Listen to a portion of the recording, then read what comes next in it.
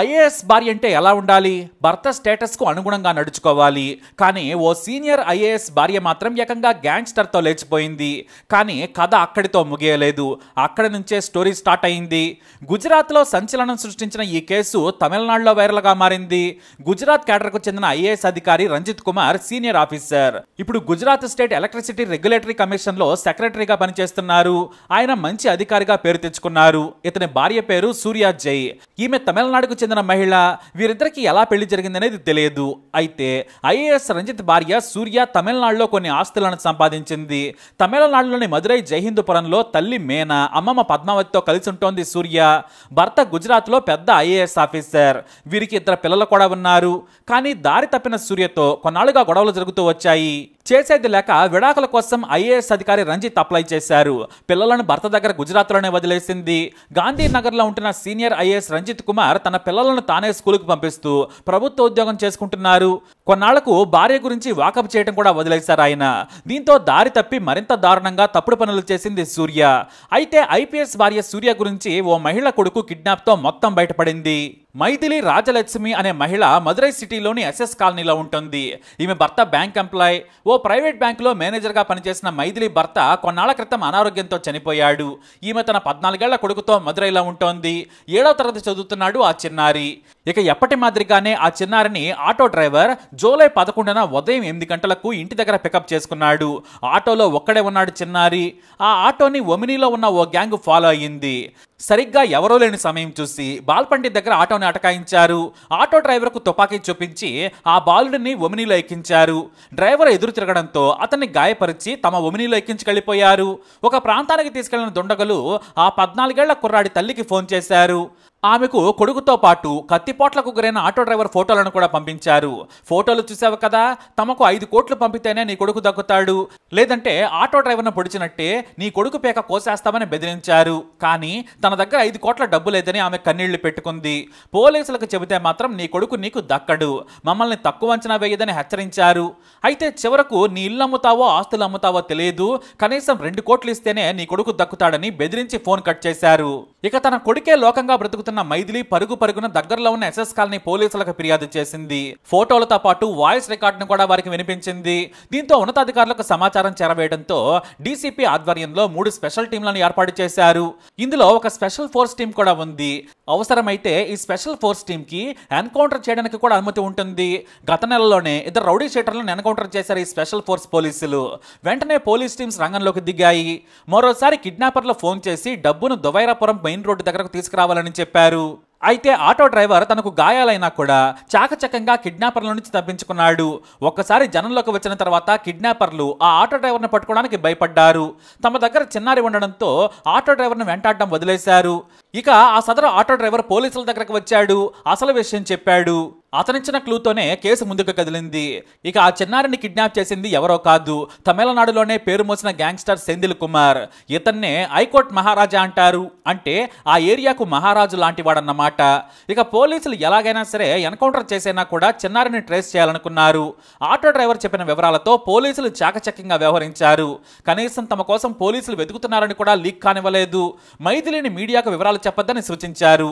మీడియాకు తెలిస్తే మేము వెతుకుతున్నట్లు కిడ్నాపర్లకు తెలుస్తుంది, అదే జరిగితే చిన్నారికి ప్రమాదం అన్నారు. సదరు ఫోన్ లొకేషన్ తో పాటు కాల్ డేటా తీయగా కీలకమైన ఓ క్లూ దొరికింది. సదరు కాల్ నుంచి 2 పాత నేరస్తులకు ఫోన్ కాల్స్ వెళ్ళాయి. దీంతో ఆ నేరస్తుల ఫోన్లను ట్రాక్ చేశారు పోలీసులు. కానీ స్థలం మారుస్తూ స్విచ్ ఆఫ్ చేస్తూ పోలీసులతో దొంగాటాట మొదలు పెట్టారు. చివరకు కుర్రాడిని మదురైలోని ఓ ఇంట్లో దాచిపెట్టి ఉంచగా ఇంటెలిజెన్స్ పోలీసులు గమనించారు. దీంతో స్పెషల్ ఫోర్స్ పోలీసులు రంగంలోకి దిగారు. 4 కిడ్నాపర్లను అదుపులోకి తీసుకున్న పోలీసులు బాబును కాపాడారు. కానీ కీలకమైన గ్యాంగ్స్టర్ సెంధిల్ కుమార్ మాత్రం దొరకలేదు. అయితే ఇంతకీ ఈ సెంధిల్ కుమార్ బ్యాక్గ్రౌండ్ తెలిస్తే అందరూ షాక్ అయిపోతారు. ఈ సెంధిల్ కుమార్ పేద కుటుంబం నుంచి వచ్చాడు. కష్టపడి చదువుకొని కానిస్టేబుల్ ఉద్యోగం సంపాదించాడు. కానీ ఈజీ మనీకి అలవాటు పడి కానిస్టేబుల్ ఉద్యోగాన్ని ఆసరాగా చేసుకుని బెదిరించడం, బ్లాక్మెయిల్స్ చేస్తూ డబ్బులు సంపాదించడం చేశాడు. వరుసగా అతనిపై కంప్లైంట్స్ రావడంతో పలుమార్లు సస్పెండ్ కూడా చేశారు అధికారులు.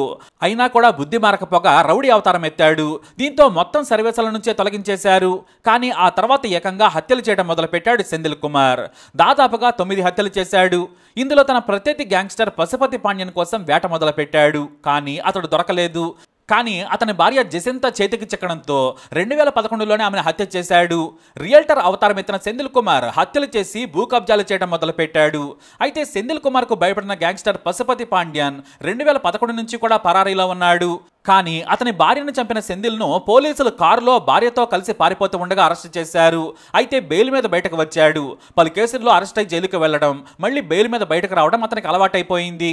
అయితే 2015లో ఈ సెంధిల్ ప్రత్యర్థి పశుపతిని మరో గ్యాంగ్ దారి కాచి నడి రోడ్డుపై నరికి చంపేసింది. దీంతో ఇక సెంధిల్కు కూడా భయం లేకుండా పోయింది. అయితే ఈ మధ్య డిఎంకే సర్కారు వచ్చిన తర్వాత నేరాలు చేస్తున్న వారిని ఎన్కౌంటర్లు చేస్తున్నారు పోలీసులు. దీంతో లో ప్రొఫైల్ మెయింటైన్ చేస్తూ దాక్కుంటున్నాడు.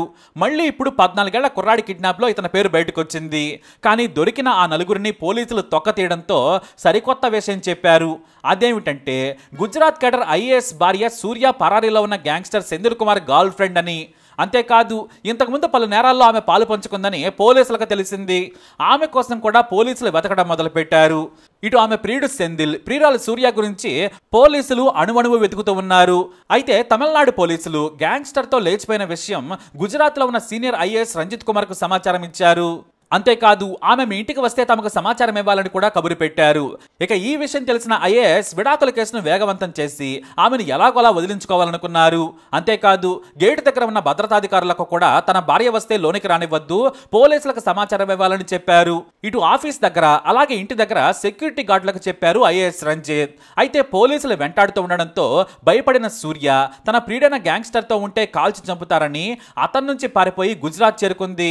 గుజరాత్లోని గాంధీ నగర్లో ఉంటున్న భర్త దగ్గరకు వచ్చే ప్రయత్నం చేసింది.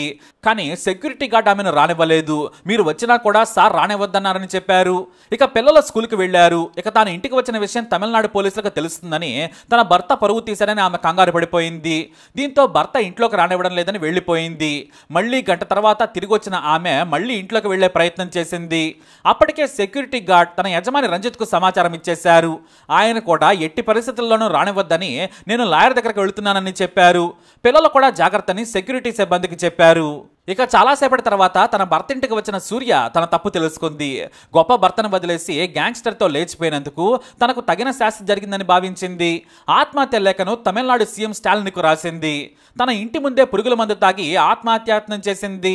ఇంటి దగ్గర దూరంగా పడి ఉన్న ఆమెను సెక్యూరిటీ ఆలస్యంగా గుర్తించారు. వెంటనే దగ్గరకు వెళ్లి చూడగా నోట్లో నుంచి నొరగ వస్తూ ఉండడంతో దగ్గరలోని ప్రైవేట్ ఆసుపత్రికి తీసుకెళ్లారు. అక్కడ చికిత్స పొందుతూ చనిపోయింది సూర్య. ఈ విషయం తెలియగానే గాంధీనగర్ ఎస్పీ రవితేజ, వాసన్ శెట్టి అక్కడికి చేరుకున్నారు. ఈయన మన తెలుగు ఐపీఎస్ అధికారి, చాలా సిన్సియర్ అని పేరు. సూర్య రాసిన ఆత్మహత్య లేఖను చూశారు. తమిళ్లో ఆ లేఖను రాశారు. నేను ఏ తప్పు చేయలేదు. ఒక ల్యాండ్ విషయంలో పరిచయమైన గ్యాంగ్స్టర్ సెంధిల్ కుమార్ నన్ను ట్రాప్ చేశాడు. నన్ను లొంగ తీసుకుని తప్పుడు పనులు చేయించాడు. నేను కూడా తప్పు చేశాను. నా భర్త చాలా మంచివారు. నా పిల్లలను ప్రాణంగా చూసుకుంటున్నారు. ఆయనకు చెడ్డ పేరు తీసుకొచ్చాను. తప్పంతా గ్యాంగ్స్టర్ సెంధిల్దే. నేను ఏ నేరం చేయలేదని లేఖలో రాశారు ఆమె. అయితే తన కూతురును 14 ఏళ్ల కుర్రాడి తల్లి మైథిలి మోసం చేసిందని చనిపోయిన సూర్య తల్లి ఆరోపించారు. నా కూతురు తప్పు చేయలేదు, మొత్తం వాళ్లే చేశారు, చివరకు చనిపోయేలా చేశారని ఆరోపించింది. అయితే ఓ బ్యూటీ క్లినిక్, ఓ కమర్షియల్ కాంప్లెక్స్ వివాదం వల్లే ఐఏఎస్ భార్య సూర్యకు గ్యాంగ్స్టర్ సెంధిల్ కుమార్ కు పరిచయం ఏర్పడిందని పోలీసులు అనుమానిస్తున్నారు. అక్కడి నుంచి తమిళనాడుకు వచ్చి అక్కడి నుంచి ఆమె గ్యాంగ్స్టర్తో లేచిపోయి నేరాల్లో కూడా పాలు పంచుకుందని ప్రాథమికంగా తేల్చారు. ఇలా ఓ ఐఏఎస్ భార్య గ్యాంగ్స్టర్తో లేచిపోయి ఇలా చనిపోవడం దేశవ్యాప్తంగా ఇప్పుడు సంచలనంగా మారింది.